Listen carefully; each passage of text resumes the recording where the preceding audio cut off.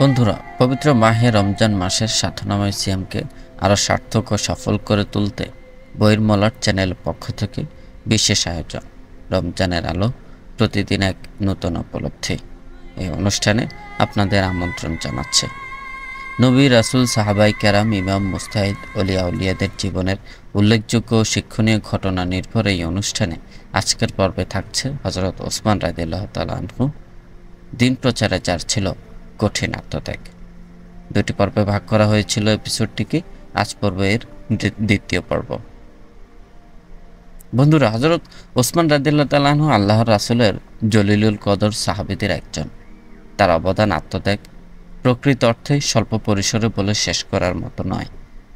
চলুন শুধু কয়েকটি ঘটনা বলে আমরা শেষ করি হযরত ওসমান ইবনে আফফান রাদিয়াল্লাহু তাআলা আনহু সম্পর্কে আমাদের আজকের এই আয়োজন। হযরত ওসমান রাদিয়াল্লাহু তাআলা আনহু কুরাইশ গোত্রের উপশাখা বনু উমাইয়া গোত্রের একজন উজ্জ্বল নক্ষত্র ছিলেন। তিনি আল্লাহ রাসূল সাল্লাল্লাহু আলাইহি ওয়াসাল্লাম থেকে দ্বীনের শিক্ষা নেয়ার পর থেকে দ্বীনের খেদমতে সর্বোচ্চ আত্মত্যাগকারীদের একজন ছিলেন।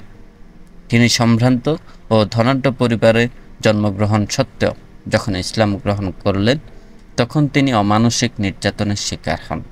তার চাচা আবু সুফিয়ান, যে তৎকালীন মক্কার রাজনৈতিক নেতৃত্বের অন্যতম, সে হযরত ওসমান রাদিয়াল্লাহু তাআলা আনহুকে ইসলাম গ্রহণ করার কারণে খুঁটির সাথে দড়ি দিয়ে বেঁধে রেখে দিনভর নির্যাতন করতেন। ইন্না লিল্লাহি ওয়া ইন্না ইলাইহি রাজিউন। কিন্তু তার এই নির্যাতন হযরত ওসমানকে সত্য ধর্মত্যাগে বাধ্য করাতে পারেনি। আবার মক্কায় যখন কাফেরদের নির্যাতন চরমে, তখন হযরত মুহাম্মদ সাল্লাল্লাহু আলাইহি ওয়াসাল্লামকে আল্লাহ মুসলিমদের হিজরত করার অনুমতি দিয়ে দেন। আর তখন ওসমান রাদিয়াল্লাহু তাআলা আনহু ও একদল কাফেলা নিয়ে সুদূর আবিসিনিয়ায় হিজরত করেন, যা ছিল অতি কষ্টসাধ্য। অন্যদিকে হযরত ওসমান রাদিয়াল্লাহু তাআলা আনহু যেহেতু সম্পদশালী ব্যবসায়ী ছিলেন, দিন প্রচারে আল্লাহ রাসূল সাল্লাল্লাহু আলাইহি ওয়াসাল্লামের কদম মোবারকে তার সম্পত্তি উজাড় করে দিনের খেদমত করতেন তিনি। এমনই কয়েকটি খিদমতের কথা আপনাদের বলে। রুমা কূপ ক্রয় ও মুসলিমদের জন্য উন্মুক্ত করা। মদিনায় যখন মুসলমানদের জন্য বিশুদ্ধ পানির সংকট দেখা দেয়, তখন একমাত্র ভালো পানি পাওয়া যেত শুধুমাত্র একটি কূপ থেকে। কূপটির নাম ছিল রুমা কূপ। তাও আবার এক ইহুদি দখল করে রেখেছে কূপটি। ইহুদির আওতাধীন রুমা কূপ থেকে সে পানি বিক্রি করত এবং তা অত্যন্ত উচ্চ মূল্যে বিক্রি করত, যা সাধারণত মুসলমানদের জন্য অনেক কষ্টসাধ্য ছিল। তখন রাসূলুল্লাহ সাল্লাল্লাহু আলাইহি ওয়াসাল্লাম বললেন, যে ব্যক্তি রুমা কূপ ক্রয় করে মুসলমানদের জন্য ওয়াকফ করবে, তার জন্য জান্নাত রয়েছে। এই ঘোষণা শুনে হযরত ওসমান রাদিয়াল্লাহু তাআলা আনহু ইহুদির কাছে গিয়ে পুরো কূপটি কিনতে চাইলে সে রাজি হয়নি। তখন ওসমান রাদিয়াল্লাহু তাআলা আনহু তাকে অর্ধেক বিক্রি করার প্রস্তাব দেন, যাতে একদিন ইহুদি পানি বিক্রি করবে আর একদিন মুসলিমরা বিনামূল্যে ব্যবহার করবে। ইহুদি এতে রাজি হয়। পরে মুসলমানরা শুধু ওসমান রাদিয়াল্লাহু তাআলা আনহুর দ্বীনের পানিই গ্রহণ করত। পরবর্তীতে ইহুদি পুরো কূপটি বিক্রি করতে রাজি হয় এবং হযরত ওসমান রাদিয়াল্লাহু তাআলা আনহু তা ক্রয় করে মুসলমানদের জন্য ওয়াকফ করে দেন।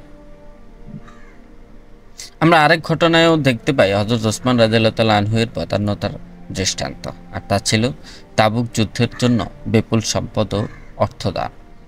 তাবুক যুদ্ধের সময় মুসলমানরা প্রচণ্ড অর্থ সরঞ্জাম সংকটে ছিল। তখন রাসূলুল্লাহ সাল্লাল্লাহু আলাইহি ওয়াসাল্লাম দান করার জন্য সাহাবীদের আহ্বান করেন। তখন হযরত ওসমান রাদিয়াল্লাহু তাআলা আনহু একাই 300 উট এবং 1000 দিনার ও প্রচুর পরিমাণে খাদ্য সামগ্রী দান করেন।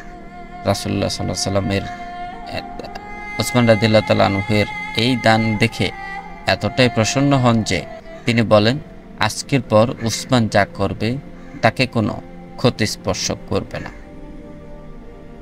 আবার মসজিদে নববীর সম্প্রসারণ কাজে হযরত ওসমান রাদিয়াল্লাহু তাআলা আনহুর অবদান সম্পর্কে দেখলেও আমরা দেখতে পাই, মদিনায় মুসলমানদের সংখ্যা বাড়তে থাকলে মসজিদে নববীর স্থান সংকুলান হচ্ছিল না।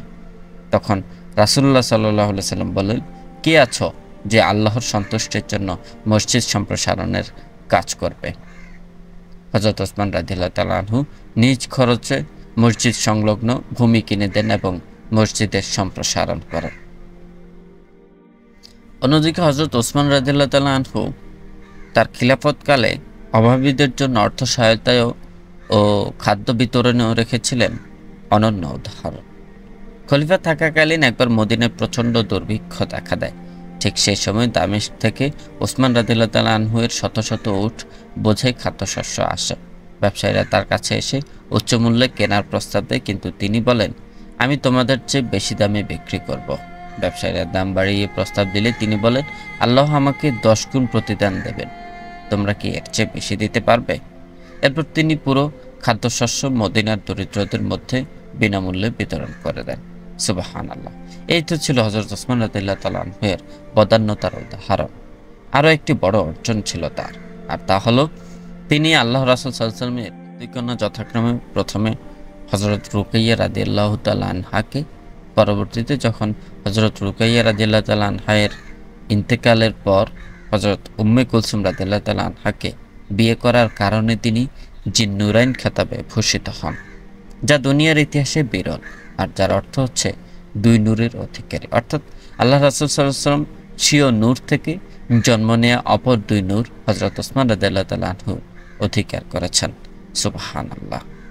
তবে হযরত ওসমান রাদিয়াল্লাহু তাআলা আনহু-এর আরেকটি অনেক বড় অবদান রয়েছে, যার ফলে তাবৎ মুসলিম জনগোষ্ঠী খুবই নিশ্চিন্তে কোরআনে পাক তিলাওয়াত করেন, আর তা হলো কোরআন সংকলন।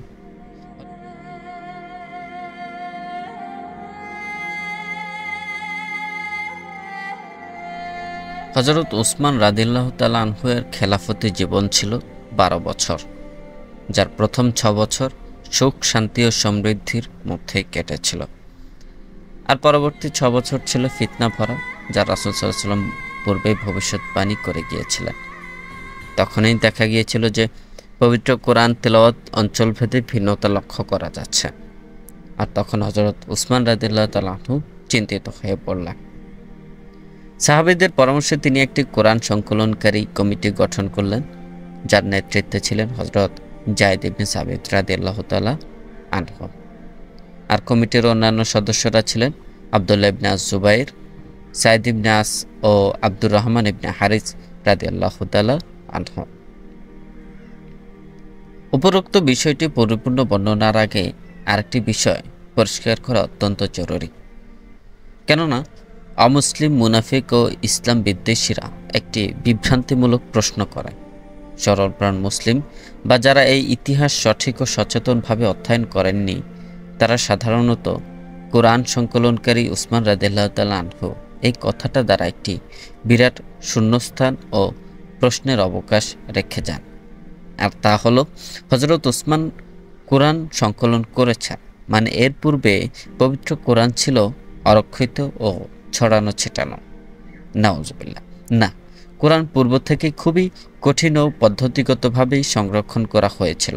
আল্লাহ রাসূল সাল্লাল্লাহু আলাইহি ওয়াসাল্লাম কোরআন নাজিলের শুরু থেকেই কতিপয় সাহাবীকে শুধুমাত্র কোরআন সংরক্ষণ ও তার লিখে রাখার জন্য নিয়োজিত করেছিলেন।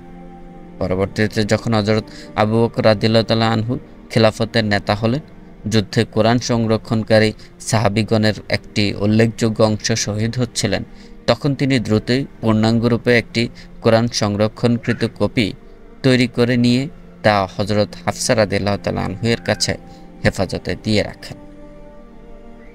সুতরাং এই দাবিটি সম্পূর্ণ অমূলক, মিথ্যা ও উদ্দেশ্য প্রণোদিত হবে যে কোরআন ওসমান রাদিয়াল্লাহু তাআলা আনহু-এর পূর্বে সংরক্ষিত ছিল না। যাই হোক, হযরত ওসমান রাদিয়াল্লাহু তাআলা আনহু পবিত্র কোরআনে পাক অঞ্চলভেদে পড়ার ভিন্নতার জন্য তিনি তা সম্পূর্ণ একরকম কোরআন পড়ার ধারা চালু করার জন্য মহৎ এই দায়িত্বটি হাতে নেন। পরবর্তীতে তিনি হযরত হাফসা রাদিয়াল্লাহু তাআলা আনহা থেকে সংরক্ষিত পবিত্র কোরআনের অনেকগুলো কপি করে খেলাফতের বিভিন্ন কেন্দ্র যেমন সিরিয়া, ইরাক, মিশর ও অন্যান্য গুরুত্বপূর্ণ শহরে পাঠিয়ে দেন। মুসলিমদের ঐক্য রক্ষার স্বার্থে ভিন্ন উচ্চারণ ও লেখনের কপি ধ্বংস করা হয়, যাতে কোরআনের পাঠ সর্বত্র একরূপ থাকে। সর্বশেষ আসে সেই বেদনাদায়ক সময় যখন হযরত ওসমান রাদিয়াল্লাহু তাআলা আনহু এর খেলাফতে শুরু হয় ফিতনা। মুনাফিকরা খেলাফতের রন্ধ্রে রন্ধ্রে প্রবেশ করে ইসলামের প্রতি তাদের পূর্বপুরুষের প্রতিশোধ নেয়ার জন্য শুরু করে গভীর ষড়যন্ত্র। এক পর্যায়ে একদল সরলপ্রাণ মুসলিমদেরকে তারা ফিতনায় ফেলে ভুল বুঝিয়ে ওসমান রাদিয়াল্লাহু তাআলা আনহু এর বিরুদ্ধে বিদ্রোহে লিপ্ত করে দেন। এমত অবস্থায় একদিন হযরত ওসমান রাদিয়াল্লাহু তাআলা আনহুকে হত্যা করার উদ্দেশ্যে তার বাসগৃহে ঘেরাও করে মুনাফিকরা।